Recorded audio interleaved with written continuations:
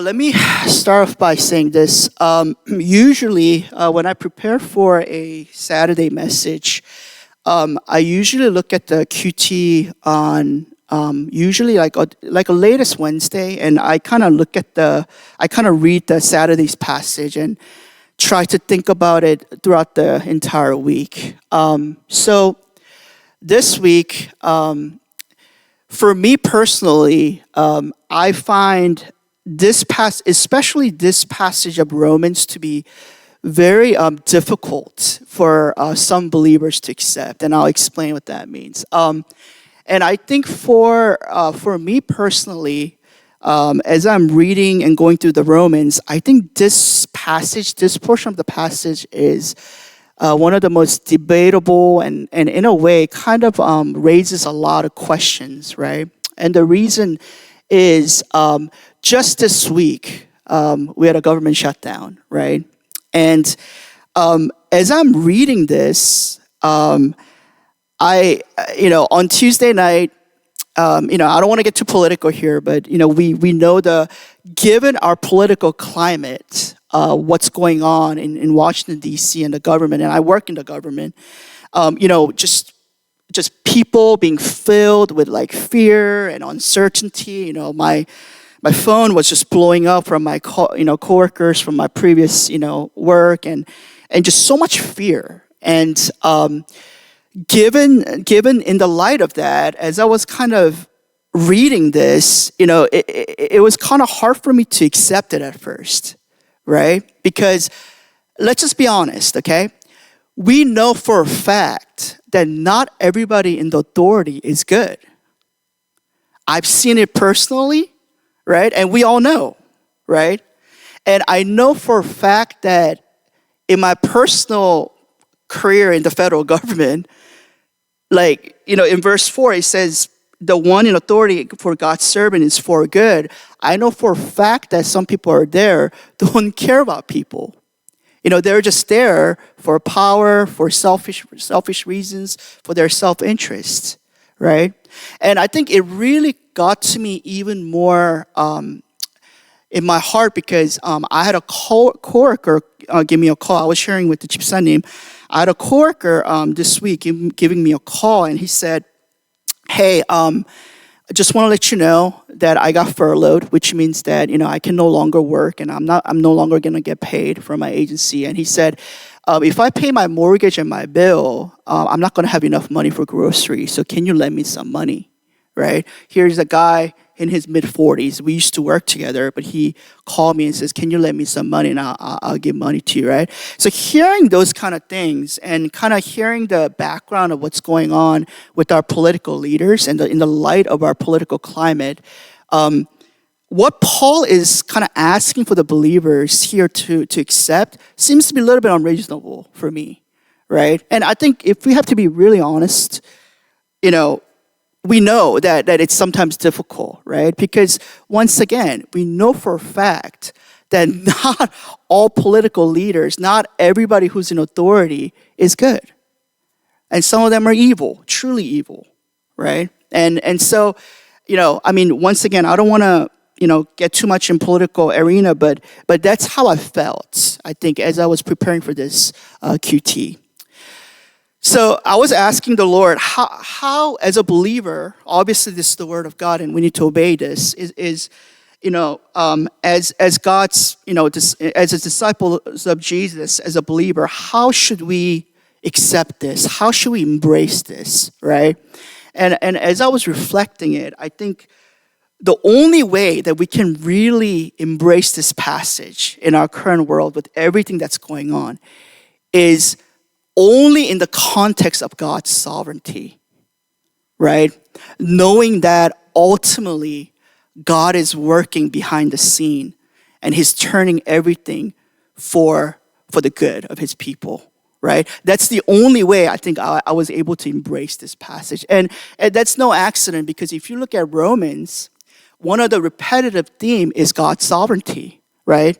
That's what Paul is saying is, It's none of your righteousness, it's none of what you're doing. It's all God. It's God who initiated it, God who's carrying out the redemption plan, and God who is working in you. So it makes sense, right, for us when we get to this passage, only in the light of God's sovereignty, we can embrace this as a believer, right?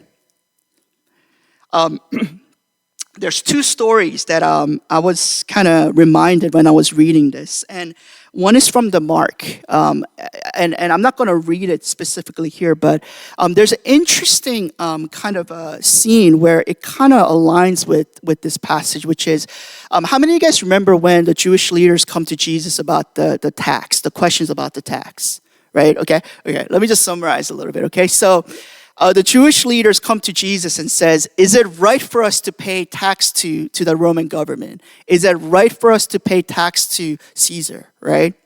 And then Jesus says something, the way that he kind of responds to that question is very interesting. He says, bring me a denarii, okay? Because denarii had, back in the day, the denarii had an image of Caesar in there. So it was kind of like a system of political control. So what the Jewish people had to do was, when they get an earning, in order for them to pay tax to the Roman government, they had to go to a specific location and exchange their coin for a specific coin that had the Caesar's image on there. Right? So it was like a political control where the Roman government was telling the Jewish people, hey, everything that you have, all the resources that you have, it belongs to me, right? It was their way of pressuring the Jewish people, right? So it's interesting because this question, it kind of aligns with this, is do we have to pay the Roman government? Do we have to pay taxes? Do we have to submit under their authority? And Jesus says,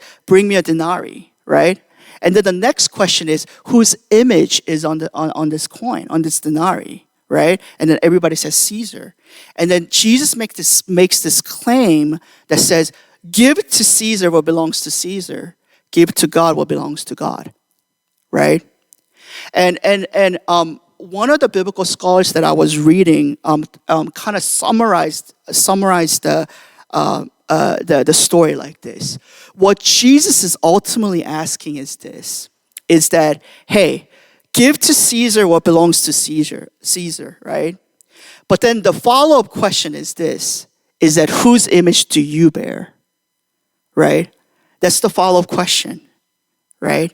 Is this coin, this denarii belongs to Caesar, right? But who do you belong to, right? Whose image do you bear? Yourself, right? And ultimately what that question is kind of aligns with what Paul is saying is, where is your trust? Who truly has your loyalty? Who truly has your trust? Is it the Caesar and the Roman government, or is it God? Right? Because we're creating the image of God. So the image is we're imprinted. We belong to God. Right? And so there's a question that Jesus is raising is, where is your trust? Right? Give to Caesar. Like, what belongs to Caesar? It's all the worldly things anyways. But the real question is, where is your loyalty? Where is your faith? Truly rely upon. Right? That's the question that Jesus is asking. And I think that's the same thing that Paul is getting at here. Right? He's not saying submitting to the authority because that person or that leader is nice, but he's saying do it because ultimately at the end of the day, God is the one who's truly sovereign over all things, right? There's another story about that, Daniel in the Babylon, right? It's a perfect example, right? Daniel serving under this kind of like difficult and evil king who sets up stature for himself, making everybody worship, right? And here's the interesting part, right? Nebuchadnezzar gets a dream, and what happens? Daniel gets interpretation for that dream, but before he tells the dream to the Nebuchadnezzar, he says something that always gets me, is long live the king. He honors the king, right? I mean, think about it. Daniel, here's a guy who conquered his nation, who took away his everything. Yet, Daniel doesn't curse the king. Daniel says, long live the king. I wish this doesn't happen to you, but here's my interpretation. He honors the authority, right? But then ultimately, what does Daniel says in the prayer? He says, all wisdom, all power, everything comes from the Lord, right? So he's not submitting, right, under the authority of Babylon. Ultimately, he knows that God is sovereign over all things, right? So as a believer, when we look at our political leaders or when we look at authorities, I think this is the attitude that we should approach with, right? It's this fact that ultimately, at the end of the day, history moves at the fingertips of God.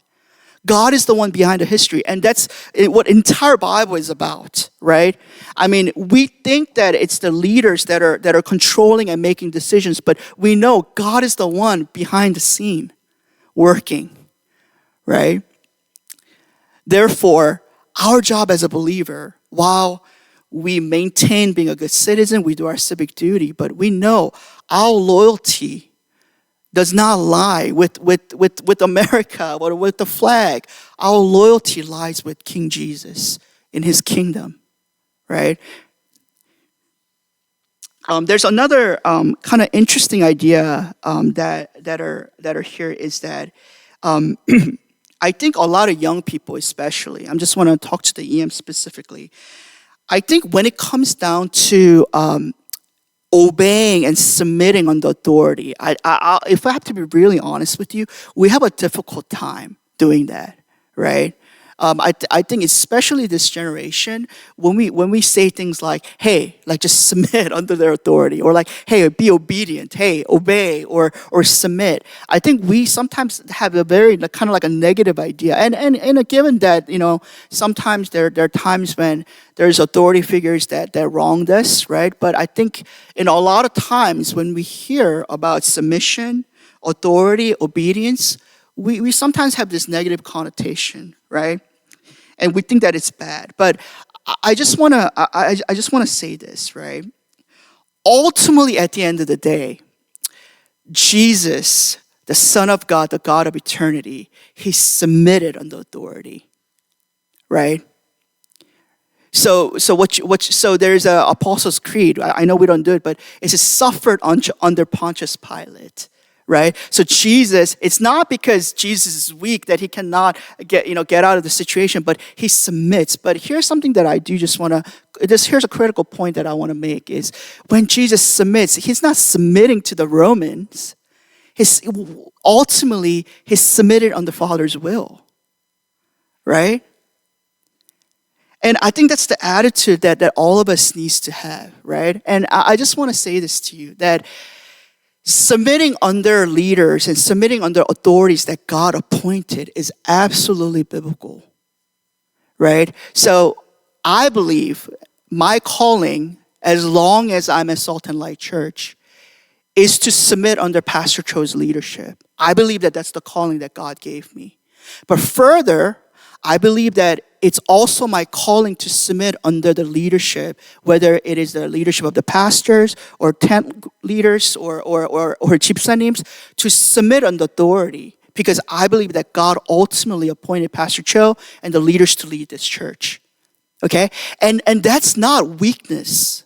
I think a lot of times we have a hard time submitting and being obedient because we kind of see it as a defeat. We feel like we're kind of looking weak and we're losing, or we're kind of like we feel like we're looking defeated. But I want you guys to think about this, right? When Jesus submitted under the Father, right? Was it a defeat? No, it was a victory, right? Submitting under God's authority actually leads us to victory. Okay? It's not a defeat. It's not a shameful thing. Okay? So I do want to just encourage everyone to do this and just kind of wrap up, right?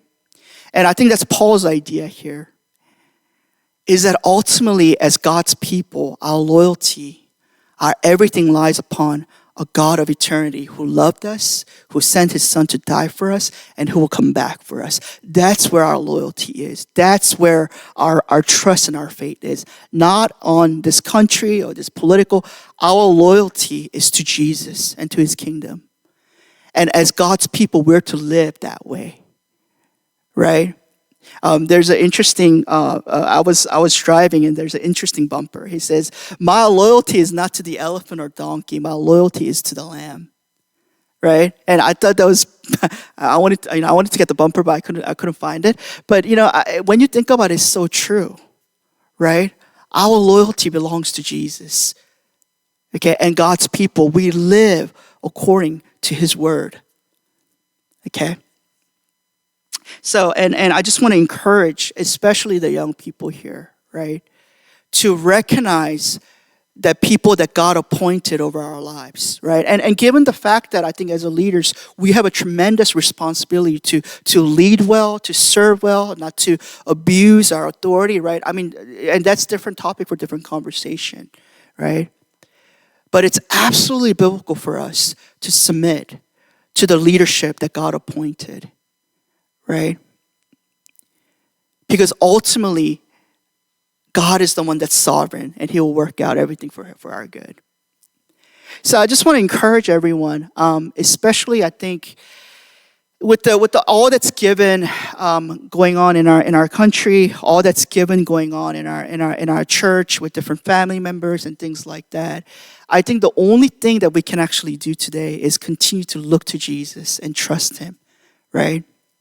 And to say, God, will you lead us? Will you continue to guide us? And we want to submit under your leadership, submit under how you lead us. I think that's the response that we need to have. Okay, so let's bow our heads. We're just going to pray for two things. Number one is this morning, let's just position ourselves right before the Lord and just say that, God, I just want to submit under your authority, submit under your leadership today. How you want to lead me today, how you want to lead my life. I want to just go under your word and be more obedient than ever to obey you. Okay? And second is to have hope. Hope in the sovereignty of God, hope in the grace of God, hope in the beauty of God, and hope in the love of God. Knowing that ultimately he will fulfill his good works that he started in us. Okay, so let's pray for those two things and I'll just close in prayer.